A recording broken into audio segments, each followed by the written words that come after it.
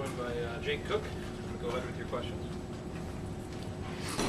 When you make a couple threes early in the game, how much does that open things up for you? You know, you give that ball fake and then take to the dish, whatever. How much does it open up the court for you? You know, it opens it up a lot, but then I think I start getting a little one-dimensional, starting to want to shoot more threes or start thinking too much. And you know, I came back at halftime and the team really settled me down and just said go out there and do what you know, what feels naturally. And second half was able to put a good second half together when they started making the comeback.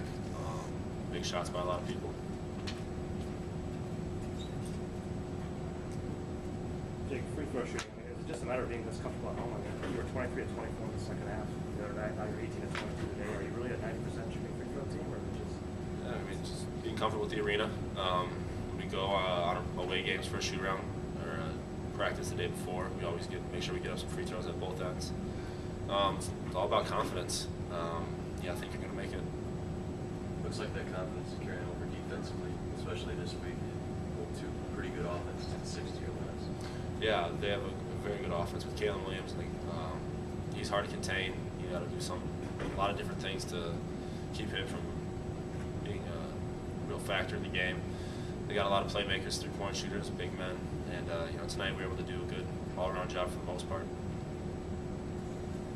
Were you surprised how passive they were in the first half, taking those 12 three-pointers? You saw them, you expected it? You know, I think it's part mindset, part good defense, and you know, we were able to do some things in the first half to throw them off, and then at halftime they made good adjustments, and we were able to, you know, confuse us a little bit more, coming off ball screens and things like that. But we ended up solving things, and figuring everything out in our huddles, and ended up winning. They cut the 6 twice in the second half. What did you guys do specifically at that time to kind of get things back in your favor? I think you get the ball inside, box out. They were able to get offensive rebounds and do some things against us that we should have been able to stop. Got to give them credit; they're a very good team. But yeah, we really needed to box out. We were able to do that at times in the second half. 10 games in, is this above expectations, with expectations? I mean, our expectations are a list, you know, certain steps. We don't have you know, go undefeated or whatever.